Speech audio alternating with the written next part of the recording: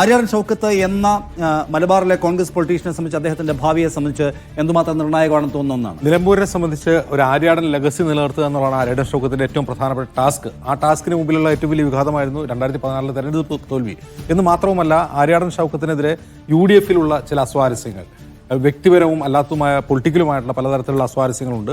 അത് മറികടന്ന് ഇപ്പോൾ ഈ ഉപതെരഞ്ഞെടുപ്പിൽ അദ്ദേഹം ജയിക്കുകയാണെങ്കിൽ അദ്ദേഹം ഒരുപക്ഷെ അദ്ദേഹത്തിന്റെ രാഷ്ട്രീയ ജീവിതത്തിൽ ഏറ്റവും വലിയ കടമ്പ കടക്കുന്നു എന്ന് മനസ്സിലാക്കാം. അടുത്ത അസംബ്ലി തെരഞ്ഞെടുപ്പിൽ തീർച്ചയായിട്ടും നിലമ്പൂരിൽ നിന്ന് ആര്യാടൻ ഷൗക്കത്ത് തന്നെയായിരിക്കും സ്ഥാനാർത്ഥി. അപ്പോൾ അതുകൊണ്ട് ഈ ജയം ആര്യാടൻ ഷൗക്കത്തിന് വളരെയധികം അനിവാര്യമാണ്. മറ്റൊരു പ്രധാനപ്പെട്ട കാര്യം നിഷാദ്, ഇന്നലെ രാത്രി PV അൻവർ ഒരു വാർത്താ സമ്മേളനം നടത്തി. അദ്ദേഹം വിളിച്ചു പറഞ്ഞത് ഒരു 10,000 വോട്ടെങ്കിലും എനിക്ക് ചെയ്യാനിരുന്ന വോട്ടുകൾ സ്വരാജിലേക്ക് പോയി എന്ന് അദ്ദേഹം പറയുന്നുണ്ടായിരുന്നു. അതിന്റെ ഗുട്ടൻസ് എന്താണെന്ന് അറിയേണ്ടതുണ്ട്. അസ്ലം ഒരിക്കൽ കൂടി ചെയ്യുന്നു. അസ്ലം, ഇന്നലെ രാത്രി അൻവർ പറയുന്നത് 10,000 വോട്ട് തനിക്ക് ചെയ്യാനിരുന്ന വോട്ടുകൾ സ്വരാജിലേക്ക് പോയി എന്നാണ്. അതിന്റെ മെസ്സേജ് എന്താണ്? കോൺഗ്രസ് വോട്ടുകൾ LDF അനുകൂലമായി മറിഞ്ഞു എന്നുള്ള ഒരു കാര്യമാണ് അദ്ദേഹം പറയാൻ ശ്രമിച്ചത്. കഴിഞ്ഞ ദിവസം ഇതിൽ നിന്ന് വ്യത്യസ്തമായിട്ടായിരുന്നു. അതായത് താൻ അല്ലെങ്കിൽ തെളിഞ്ഞ പിണറായി തോൽക്കണം എന്ന രീതിയിലാണ് അദ്ദേഹം പറഞ്ഞത്. അത് UDF സ്ഥാനാർത്ഥി വിജയിക്കുമെന്നുള്ള സൂചന അദ്ദേഹം മെനയാൻ നൽകിയത്. ഇന്നലെ ഇപ്പോൾ അദ്ദേഹം പറഞ്ഞത് ആര്യാടൻ ഷൗക്കത്ത് 3ാം സ്ഥാനത്തേക്ക് പോകും, സ്വരാജ് 2ാം സ്ഥാനത്തേക്ക് വരുമെന്നാണ് അദ്ദേഹം പറഞ്ഞത്. അതിന് ഉദാഹരണം, അതിന് തെളിവായി അദ്ദേഹം പറഞ്ഞാണ് 10,000-ത്തോളം വോട്ടുകൾ തനിക്ക് ചെയ്യാനായി കോൺഗ്രസ് പ്രവർത്തകർ പറഞ്ഞു വെച്ച വോട്ടുകൾ ഉണ്ടായിരുന്നു. അത് പിന്നീട് മറിഞ്ഞു പോയെന്നാണ് PV അൻവർ പറഞ്ഞത്. എന്തായാലും UDF-ന്റെയോ LDF-ന്റെയോ കേന്ദ്രങ്ങൾ ഇതിനെ വളരെ ഗൌരവത്തിൽ എടുത്തിട്ടില്ല. കാരണം അത്രയും വലിയൊരു വോട്ട് മറി നടക്കാനുള്ള സാധ്യത ഏതെങ്കിലും തരത്തിലുള്ള സൂചനകൾ ഈ വോട്ടെടുപ്പിന് നേതൃത്വം നൽകിയ നേതാക്കളോ മറ്റോ ഒന്നും നൽകുന്നില്ല. കുറച്ച് വോട്ടുകളൊക്കെ ഒരുപക്ഷെ ആര്യാടൻ ഷൗക്കത്തിന് അതിർത്തിയുള്ള വോട്ടുകൾ പോയിട്ടുണ്ടാവാം. അത് അൻവറിലേക്കും പോയിട്ടുണ്ടാവാം, സ്വരാജിലേക്കും പോയിട്ടുണ്ടാവാം.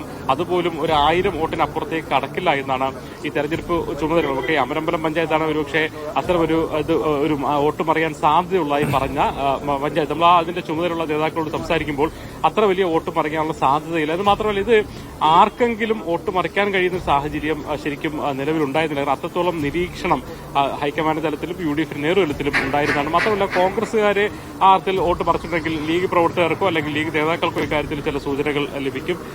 ലീഗിന്റെ വോട്ട് അല്ലെങ്കിൽ ക്യാമ്പിൽ നിന്നാണ് ചോർന്നതെങ്കിൽ കോൺഗ്രസ് നേതാക്കൾക്കും സൂചനകൾ ലഭിക്കേണ്ടതാണ്. അത്തരം സൂചന ലഭിച്ചില്ല എന്നാണ് ഇതുവരെ അവർ പറയുന്നത്. എന്നാൽ പോലും ഒരു 1000 വോട്ട് അല്ലെങ്കിൽ 1000-ൽ കുറഞ്ഞ ഒരു വോട്ട് ഒരുപക്ഷെ ഈ സ്ഥാനാർത്ഥിയുള്ള അതൃപ്തി കാരണം അൻവറിലേക്കോ സിറാജിലേക്കോ പോയിരിക്കാവുന്നതിന് അപ്പുറത്തേക്ക് വലിയ അട്ടിമറി അല്ലെങ്കിൽ അടിയൊഴുക്ക് നടക്കാനുള്ള സാധ്യതയില്ല. അതിന്റെ സൂചനകൾ നമ്മൾ തെരഞ്ഞെടുപ്പ് ഘട്ടത്തിൽ കണ്ടിട്ടില്ല എന്നാണ് നേതാക്കൾ പറയുന്നത്. എന്തായാലും നമുക്ക് ഇനിയിപ്പോ വലിയ സമയമൊന്നുമില്ല കാര്യത്തിൽ അടിയൊഴുക്ക് കൊണ്ടുവന്ന് അറിയാം. 10,000 വോട്ടിന്റെ കണക്ക് പറയുന്നത്, അതായത് അൻവർ ഉന്നയിക്കുന്ന അവകാശവാദമുണ്ടല്ലോ, തനിക്ക് എത്ര വോട്ട് കിട്ടുമെന്നതിലുള്ള അവകാശവാദത്തിൽ എന്തെങ്കിലും ഇടിവുണ്ടായാൽ അത് നേരത്തെ മുൻകൂട്ടി തന്നെ തന്റെ ക്യാമ്പിന് കൊടുക്കുന്നൊരു മെസ്സേജാണോ? കാരണം അദ്ദേഹത്തിന്റെ തന്ത്രങ്ങൾ എന്ന് പറയാൻ പറ്റുന്ന രീതിയിലുള്ള കാര്യങ്ങളെ കുറിച്ച് നമുക്കൊന്നും വ്യക്തതയില്ല. കാരണം ഒരു സുപ്രഭാതത്തിൽ അദ്ദേഹം പെട്ടെന്ന് തന്നെ കൊട്ടിക്കലാശം ഒഴിവാക്കുന്നത് നമ്മൾ കണ്ടു. വലിയൊരു റാലിക്ക് ശേഷമാണ്, യൂസഫ് പത്താന നടത്തിയ റോഡ് ഷോയ്ക്ക് ശേഷമാണ് പെട്ടെന്ന് കൊട്ടിക്കലാശം അത് വേണ്ടതില്ല, വീടുകളിലേക്ക് പോകാൻ കഴിയുന്നെന്ന് ഒരു ഘട്ടത്തിൽ പറയുന്നുണ്ട്. ഒരിടത്തിൽ ഞാൻ ജയിച്ചില്ലെങ്കിൽ പോലും തെളിഞ്ഞ പിണറായി ജയിക്കരുത്, അതായത് LDF ജയിക്കരുത് എന്ന രീതിയിൽ ഒരു സമയത്ത് പറയുന്നുണ്ട്. അങ്ങനെയല്ല, നടന്നിട്ടുള്ളത് വലിയ അട്ടിമറിയാണ്. അതുകൊണ്ട് തന്നെ ആര്യാടൻ ഷൗക്കത്ത് 3ാം സ്ഥാനത്തേക്ക് പോകുമെന്ന് പറയുന്ന PV അൻവറിനെ കണ്ടു.